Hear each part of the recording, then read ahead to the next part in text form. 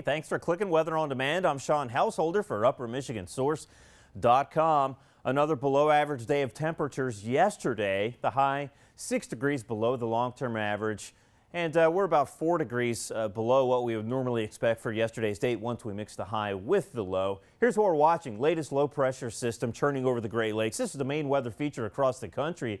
Really, today we can see strong ridging still across the western portions of the United States and parts of Canada as well. But that has managed to push all that troughiness, that cool air, a lot of moisture right into our backyard. Here's what we're watching, this latest low. And that's going to continue developing and deepening as it lifts into the northeast across eastern Canada. We've seen some rain associated with that, a little bit of snow too, especially in the higher elevations of these western counties. A quick reminder, our radar tower has a really hard time picking up on precipitation across these western counties because that radar beam usually gets blocked by the Huron and Porky Mountains. Here's what we're watching.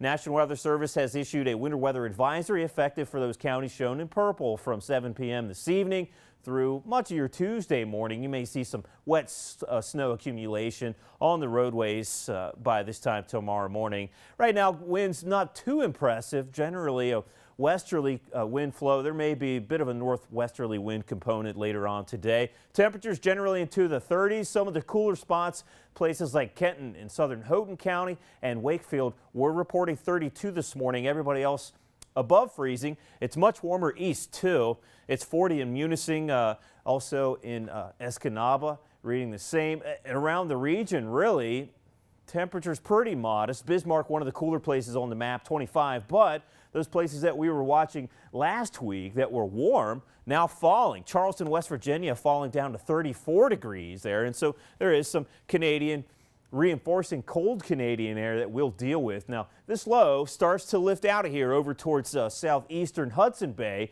Normally, that would bring drying conditions, but as winds shift out of the northwest on the backside of that low, that cranks up the lake effect snow. We keep this trough pattern as well. So a series of disturbances keeps a mix of rain and snow, some cooler temperatures right through each day this work week and into the weekend. The forecast today, gusty winds, perhaps a 30-mile-an-hour gust. That brings some cool air in, especially west, only managing mid-30s there. It's mainly snow. Some rain will mix in, especially along the Superior shorelines. Across the eastern UP, we start warm, but falling temperatures as the day wears on, and those winds eventually mix into those eastern counties too. It'll be mainly rain there, but there will be some flurries flying by this evening and overnight.